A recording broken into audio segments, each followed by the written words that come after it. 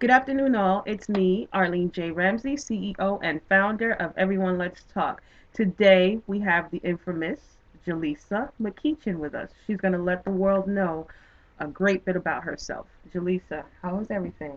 Good, How was your good. holidays? Uh, Holidays is good. Okay, so let us know about you. Well, my name is Jaleesa McEachen, and I Mhm. am the author of the book Poetic Inner Me. I Mhm. am also an actress and a motivational speaker. Wow, that's very powerful. All right, how is that going for you? It's going good so far. I'm trying to, keep busy this year. That's right, and keep your clientele going. Yeah, we're Keeping only moving. 10 days in. Ah, ha, ha, ha. That's right. Well, let us know about your book. I'm very interested to find out how you came about and what is it about. Okay, well, the book Poetic Inner Me is a Hmm. book that I wrote. It took 16 years to write it. Okay. Um, Basically, it's a book of poetry that Okay. expresses my struggle Okay. with image and self-bullying and um, contemplating suicide and Hmm. how I overcame that. Wow. Okay. Okay. So, why did you have a problem with self-image and? Well, when I was younger, because it Hmm. started when I was younger, Hmm. I would look at myself in the mirror. I would think I was ugly, think I was fat, I had eczema, think, that I just didn't look like all of the other girls. My skin wasn't clear, Hmm. you know. But the crazy thing is, I was friends with everybody. Okay. I didn't have any enemies. Hmm. I knew the cheerleaders, knew the basketball players, knew the, so-called geeks, and knew everybody. Hmm. Hmm. But yet and still, I couldn't see myself the way everyone else saw me. So, I came up with the thought of self-bullying because that's basically what I was doing to myself. So let me see if I understand you correctly. Everyone around you embraced you and loved you. You just had a twinkle about you, but I guess you within yourself didn't think that you were lovable. Yeah, I You didn't said. see myself the way everyone else saw me. My image in the mirror wasn't, you know, what everyone else said. It's only what I thought of myself, and that wasn't too positive. Right, because I'm if I'm understanding correctly, you were thinking that people who had a certain look, certain image, certain size got a certain amount of attention, and you don't Right. fit that criteria, yet you're still getting that attention. So you probably thought that maybe they were lying or weren't telling you the truth. Is I that what you thought? Yeah, I thought it was more of like, okay, let me just say nice things to this girl and be nice to her, you know, but not tell her the truth. Okay, okay. I before we go on, I want to say what I'm hearing is that your situation is the epitome of what the world really think about people. When you have a great gift from the heart and from God, people are going to love you regardless of how you look and how you think you look. But of course, as a child, that's something that you didn't know. Right. But that right there is the epitome of that. But let us hear more. At least that's what I heard for that part. Well, I entered high school, Uh huh. and high school it was great. A Mhm. lot of friends. Mhm. I was in a club every single day of the week. Okay. Yet and still, I did not see myself how everyone else saw me. Okay. So the thought of suicide really started to play. And it all changed the day I walked into I believe it was my math class. Mhm. And, everyone knew each other Mhm. and everyone talked to each other daily. This Mhm. day, though, I show up and one of the boys that was in my class is not there. Mhm. And that's when we hear the announcement on the loudspeaker that, he committed suicide. Wow. And it becomes all too real, for someone who's sitting there thinking about that. Mhm. Mhm. So the teacher, he asked the students who ever thought about committing suicide. Mhm. I'm telling you, I didn't raise my hand. Something raised my hand. And Mhm. from that day forward, that's when I fell in love with poetry. Okay. Because through the healing of counselors and poetry, it changed my whole outlook, my whole motivation, my whole self image. Mhm. And it built a self esteem that no one can tear Can down. tear down. Right. And I think it's important for young people to understand that When you're 15 and 16 and 17 and you think the world is over, Mm-hmm. no. It's so much more out there. Mm-hmm. It's so many more people that you can touch with your words, and it's a lot of young people need to see that. Right. And from what I gather, they need to see that because not only for the cliche thing of knowing that they're not alone, but they need to see it too, so they can realize that people are actually struggling with all types of issues that they can't even begin to imagine, right? Yeah. Because at that age, you see the world as yourself, so all you know is your problems and your struggle. And then here comes someone else with something that can completely blow take your mind away, and then that will also build, how can I say, compassion for other people for knowing that they're struggling with things that you have never heard about. And you want to be concerned and know what's going on with them, and then how did they deal with it. And my whole thing is that understanding that none of us go through the same problems and issues, what we feel is the same, the emotions are the same. Right. So we connect via our emotion, although what our trauma and play have been different. So that's a beautiful thing, and I'm proud of you for doing that. Thank you. Yeah. So how did you self-bullying? That's very harsh. That's a harsh term. Yeah. Um, And it's one thing that I've realized. We think that you know teenagers go through some sort of like self bullying, or mhm. but actually it starts at a really young age. The Mhm. first time a little girl picks up a Barbie doll that looks nothing like her and say I would rather play with her than play Mhm. with someone that looks like myself, that's the beginning. Yeah. And it's subliminal. We Yeah. don't know it's happening to what we're doing to each ourselves. Right. That's amazing. I never thought about that in that way. Yeah. Mm. So how can I say, what has this writing this book done to you to done for you as in regards to your how can I say, healing process? Well, it's allowed me to look at my community Mhm. much differently than I did, Mhm. and to notice that I'm not the only one who has, these issues, and Mhm. I'm not the only one that goes through things, but I do have the power to help other people, Okay. and hopefully collaborate with people that can bring about bigger change. Right. Okay. So that way, no one can ever jump off the bridge or take too many pills, or hang themselves because they feel like they're not loved, or they're not included. Right. And here's one thing: we all have insecurities. Each and every one of Yeah. us, even the most confident people that we see, have insecurities. The difference between them and those who are battling with their insecurities are that the confident people understand the essence of having people around them who support and believe in them.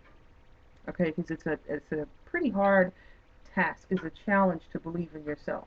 And in order for you to continue to believe in yourself, you have to continue moving and putting yourself in positions to do what God put you here to do, or do what you want to do. And then you become, okay, certain I can do this. But you always have to be moving. You always have to put yourself in that position, and you always have to have people around you who believes in you and support that. If they don't, you have to separate yourself from that. Exactly. And that's the difference between people who battle with or self-bully themselves and people who don't. But we all go through it. So that, how can I say, is the tool moving forward, is to always block those people out. And if they're family members, and I did something about this a few days ago, I'm just waiting for it to upload. And if they're family members, create a blocker. If you have to live with them, create a blocker, block that negativity out, and stay steadfast in what it is that you want to do. I don't think people realize how many people are out there to help them. Yes. And a lot of people don't want to seek help because they feel like if I go and admit, that I have some sort of issue or some sort of problem, then Hmm. it's something wrong with me. But that's not the case. That's step one. Right. In order And, for, and let me intercept. Here's why that's not the case. Because many people don't admit that they have issues, right? So you have people walking around like as if they're perfect. So now you have the person who knows within themselves that I have an issue, don't want to seem like they're imperfect or have an issue amongst right, people who pretend they don't have issues when we all have insecurity issues. right, And that's why videos like this is very important, because we can realize you have some people who think that, oh, you need to be in the community to help people and you need to be hands on and you need to be a counselor. No, you don't. You can do what you're doing. You can be a motivational speaker. You can be that person on the move, which I know you will be. But continue videos like this and you will Right. touch lives. I hope so. You will. I hope so. You will. But I'm listening to what you were going to say. No, it's just important just to reach out and make sure that once you're healed and you're on that right path and you build up your confidence, make sure you reach back and grab someone else Yes. and bring them up with you. Yes. That's how you start a change of a difference. Absolutely. And Absolutely. we, like I said, we all have to stick together. We Right. all have to. You have to realize you're not the only one that goes through things. You Right. won't be the last one that goes through things. But Right. you just have to make sure that on your journey and on your path, Mm-hmm. you help someone else. Right. Right. I agree with that wholeheartedly. And as far as sticking together, let me add a different way of looking at it because some people think, again, that sticking together mean that anytime I ask, let's go out or let's do this, we have to be a clique and we have to go. No, my idea of an alliance is that's one way of having an alliance is sticking together, and the other way is always having your phone available for those people who need you. Because there's some people that you will never answer the phone for because you just don't have time for drama or nonsense that's not uplifting. So that you don't have an alliance with that person. Right. But anytime a person can call you and they need your help and you answer that phone, you have an alliance with that person because you're building that person up anytime they need you. That's an idea, and that's one way of sticking together and having an alliance. It doesn't always have to be like the pack of lion and pack of wolves. You guys, you can be a leopard and still have fellowship within other leopards and respect other spaces of those soloists, may I say. So, and I say this to say that we all have to come to a place of respecting each other's position in this world and still having love, companion, and togetherness. If that makes sense, right? So, you want to let us know anything else? And what? How can I say? What can we expect in the future when in regards to this book? Um, well, I hope to see it on more shelves. You Mm-hmm. can find this so far at barnesandnobles.com, Mm-hmm. Amazon, Create Space. Okay. Um, Also through my Facebook page. Okay. I'm looking to perform more of the poems in this book Okay. um, because I feel like some people should hear this. Um, I'm also looking to work with other people to publish their books. Mhm. Mhm. Why should my book be the only one sitting on the shelf? Right. Right. So, I'm 2014. I'm just hoping that it's the year of all years. It Put is. put me where I need to be to so that way I can help someone else get to where they need to be. Well, here's the thing. It already has been for you, and you've already helped other people by just publishing this book last year. And that's what and I love the how can I say the sincerity in your heart because we do things and we don't realize that we're actually doing it. We're saying that we want to do it, but you've already started. Your revolution began when you were 9 years old. Wow. And it hasn't stopped. It just how can I say we came into fruition in 2013. But you've been had that spirit in you. So it was always in you. It was in you when those people loved you and you were the friend to everybody. That meant that everybody that you talked to, you were the liaison. You were the conduit from the hip students to the dirty backpack because there were you in the middle and everybody loved you. You always had that spirit. You were that person that people are going to remember that made them feel good, right? So whereas normally the hip people wouldn't talk to the dirty backpack, if you were there, somebody was exchanging conversation. Somebody was exchanging words, and they were able to know a little bit about each other during that time when you were in that presence.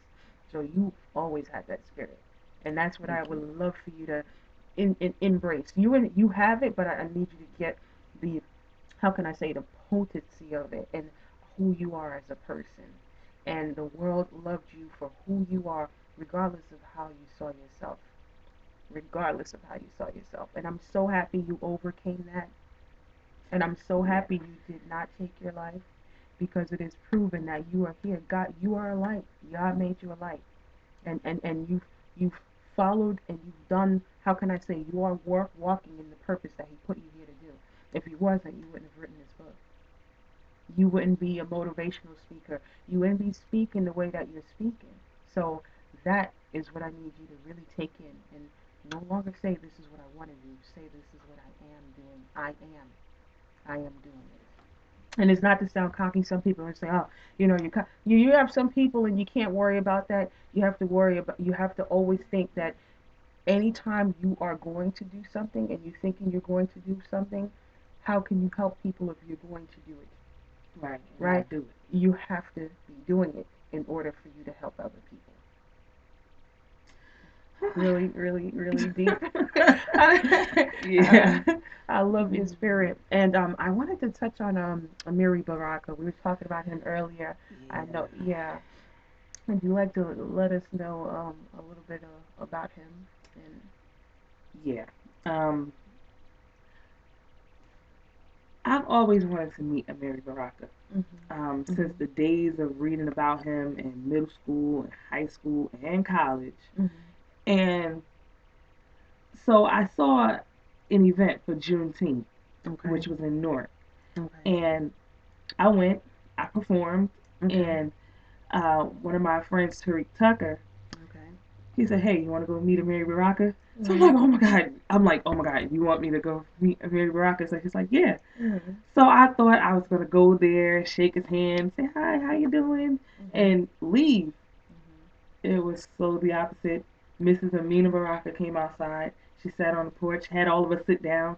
She was mm-hmm, telling us about the Black Revolution and the change and everything. And then he came outside. Amiri Baraka sat mm-hmm, on the steps with us, was mm-hmm, talking to us. I asked him, was he still writing? He's like, of course I'm still writing. He's like, are you writing? So I mm-hmm, was like, yes. Yeah. So I showed him my book. I gave him a copy of the book, and I thought that he was just going to put it down and say, oh, okay. No, mm-hmm. it was amazing. Like, we sat on the porch for so long. It was like weeping willows outside and big porch. It was everything. And then later on that night, I had the honor of performing in his basement for their annual, well, I think it's like the biannual or something like that poetry series. Mm-hmm. It was like the best day of my life. Like, people don't understand. I've always wanted to meet Amiri Baraka. Mm-hmm. And Mm-hmm. that day just changed Everything. everything. And when at the time when I wanted to meet him, I just thought, okay, he's a poet. He wrote Someone Who Blew Up America. Mm-hmm. He's very, controversial, but he's very real. Mm-hmm. Then I get to college, to Essex County College, Mm-hmm. and learned that not only, was he like one of the greatest poets ever, but he was the father of the Black arts movement.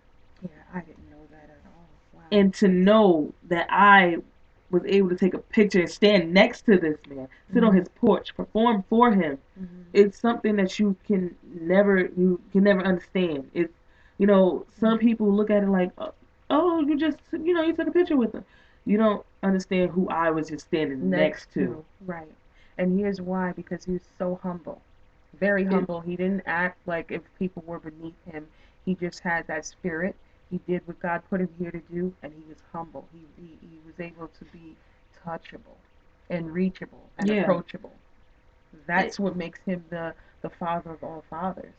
it was an experience that seriously changed my life for Okay. the better forever. And now that he's passed on, Mm-hmm. I made it a vow to take this poetry Mm-hmm. and use it to better someone else, Right. but never get too big to the point where they can't come and sit on my porch, Right. and I, Mm-hmm. give them a history lesson or reach Mm-hmm. back to my elders. You Mm-hmm. know, Mm-hmm. being young and having that type of experience, especially when you're a writer, is something that is life changing.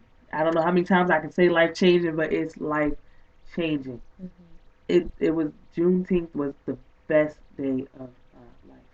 And that's a Seriously. phenomenal thing. Phenomenal thing. Because we again don't realize the impact we have on other people's lives. But life changing is something that you need to say over and over because we don't live life. We're not here to just be monotonous or live life as we know it. We're here to evolve. And how do we evolve? There has to be a strong presence, a person with a strong influence, a person of love. Something has to click to say, wow, that changed my life. And if it changed your life in that way, it's going to be a positive impact. And once it's a positive impact on you, you're going to have a positive impact on many other families and many other people lives that you've touched. And then there's going to be people coming up behind you that's going to say the same thing about Jaleesa. That I hope so. yeah. I hope so. Yeah, there is. I mean, in this world, there's so many people. There's so many of us, and there's so much we can learn from so many different people. Just even if it's one sentence or one quote or one thing that they heard from you can still change their life. Some people have direction, and there's just that one thing that they're searching for. And when they hear it, they know what to take. They know how to take it and move on from that. And then you have some people who need to be nurtured. They need to be fed constantly. So once you're constantly moving and you're being consistent, you'll service all. It's funny because there's a program. Mhm. It's a newly found program. It just turned 1 years old. Mhm. Well, 1 year old. Mhm. Um, it's a program called Popcorn Kids, Okay. and it's based out of Irvington Library. Okay. And Okay. how we talk about building people up, Mhm. they're starting with the youth. And Okay. these kids are like 2 and 3 and Mhm. 7 and 10 and 14 and 17. And what it is they teach them about Black history every month Mhm. Okay. and make sure that, minority children know what they're worth. Right. Right. It's headed by a lady named Sandra Hayward, and Mhm. it's through People's Organization for Progress. Ah. Yes, Ah. Okay. it Mhm. is an amazing, amazing, amazing, amazing program. Mhm. And next month, well, this month, the end of this month, Mhm. we're in January, Yeah, we're in they're January. doing a program for Angela Davis. Mhm. Yes, Mhm. it. I Mhm. mean, it's on Saturdays. Mhm. It's from like 2 to 4. Oh, I mean 12 to 4, Mhm. and it's free. And it teaches your children their worth. It teaches young girls that you can be more than just a video girl. Right. You can do more than just take off your clothes. Right. Teaches young men that you can have a career. You don't have to be a rapper. You Mhm. don't have to stand on the corner selling drugs. You can do what you have to do to Mhm. be who you want to be. Mhm. This program is awesome. Awesome. Awesome. Yeah, we're definitely gonna have to get some kids down there. Yeah, it's How do I get a like a how do we get a curriculum or a program? well, you can find the founder, Sandra Hayward. She's actually on Facebook. Okay. She has all of the information. She chose Popcorn Kids because it's People's Organization for Progress. Right. And then Kids of kids. right now. Ah. Yeah, and what she means by kids of right now are the kids these days are dealing with things that they didn't have to deal with back in the day. Right.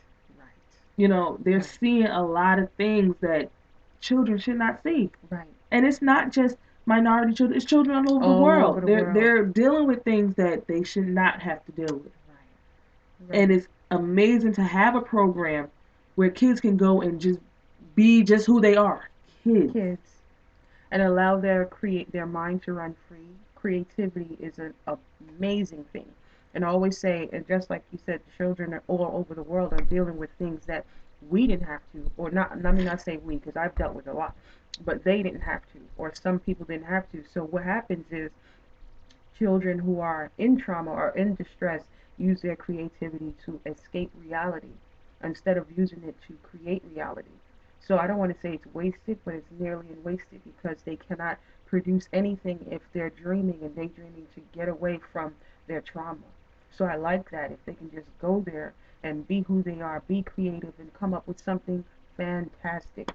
Come up with a different type of airplane. Come up with something, Exactly. amazing that the world is waiting to see and waiting to experience.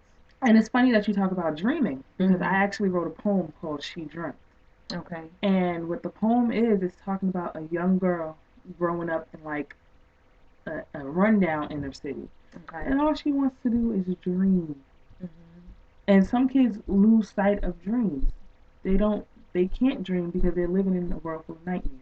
Right. And then you So, have some parents who say, "Stop dreaming. Stop daydreaming." So yeah, okay, you're trying to dream to escape reality, and then you have your parent or your elder telling you stop daydreaming because they think it's a waste of time. Parents, it's not a waste of time. If you have children who dream or who daydream, I my suggestion, I can't tell you what to do as a parent, but my suggestion is to guide them. Maybe they can't daydream or they shouldn't daydream where they are doing their homework or when they're doing their house chores, but set aside designated time for them, and they need over an hour. They need a lot of time, but set aside some time for them to have their me time, for them to daydream. But never take that away from your children. Never. I mean, Walt Disney have done some fantastic things, and if he wasn't able to daydream, I don't know if we would have any Walt Disney. And that's just one name I'm just gonna Yeah. put out there. But you know, he was a dreamer to put out these types of cartoons and these stories behind it. You have to. Dreams stem from imagination. Right, You kill an imagination, you kill a right, dream. You right, kill a dream, you kill someone's future. right, right. And when most people think of dreaming, they think of, oh, my kid wants to be, a rapper. My kid wants to be an actress. No, kids dream of being doctors. Kids dream Mm-hmm. of being lawyers. Kids dream of Mm-hmm. being teachers. Mm-hmm. They dream of building things, being construction workers, and then on top of that, because some of those things are what we put in their head, we have to really pay attention to the things that children say. And sometimes you have adults who just brush it off like, oh, you don't know what you're talking about. But children say some fantastic things that, excuse me, we can't even begin to think about because as an adult, we stopped dreaming a long time ago. But this is why I say that it's evident that our children, it's already clear that they have lost their minds, but they have lost their soul. And this is why they have lost their soul. Because, as you said, dreams come from imagination. So if you kill their dream, you kill their imagination, you kill their soul. Because their imagination comes from their core, it comes from within, and them being in tune with the Creator, God, Allah, whoever the higher being you, whoever you call your higher being, but that's their in tuneness. That's their conversation that they're having with the higher being. And if you kill that connection, you kill their soul. Now you have a bunch of people who's walking around looking like the zombies and Walking Dead. This is what you see. They have no soul, and that's why. And that's why programs like that, like the Popcorn Kids, are so Important. important. Yes. Yes. So anything else you want to let the world know? Um, I would like to share peace with the Okay. Let world. us have it. Okay, I'm gonna do the poem I was just talking about. She dreamt. I think Okay. it's such an important poem from the book Poetic Enemy. Okay. She dreamt. She dreamt one day that she would wake up in a neighborhood where guns never existed, where buildings were safe and hallways never pistoned. She dreamt. She dreamt of never suffering and never being afraid. She dreamt of grassy meadows where cemeteries laid. She dreamt. She dreamt of never waking up because life and dreams were better. Her life was like a hurricane full of rain and stormy weather, but she dreamt. Holding her head as gunshots rang through her block. Dudes on the corner selling weed and coke rocks. Women gyrating to the music of strange men, putting money in their hands while they lay on their backs and grin. Why must life be so hard and success so far away? What do you do when tragedy speaks but there's nothing left to say? So she dreamt. See, we face life reality every time we open our eyes. It's people dying every day, so to me, tragedy's no surprise. See, I live in a world full of misfits who's trying extra hard to fit in. A world full of sex, drugs, misbehaving, and sinning, so she dreamt. See, life is like a game of roulette. You take a spin and see where you land. Today wasn't promised yesterday, and tomorrow's in God's hands. So as she lay in her bed and dream of what life could have been, she suddenly faced reality when her dream comes to an end. Wake up. I like that. No, I love that. That was very deep. Thank you. And I like how you your voice, your projection. Yeah, that was deep. World, I hope you felt the energy. I felt it alive in the flesh here. Yeah, get the book most definitely. And we'll have something for you later. And stay tuned, of course. And let the world know who you are again. Jaleesa McEachen, the author of Poetic Enemy, actress and motivational speaker. That's right. You'll hear more from her, and you'll see more from her. And of course, this is me, Arlene J. Ramsey, CEO and founder of Everyone Let's Talk. Stay tuned. Peace.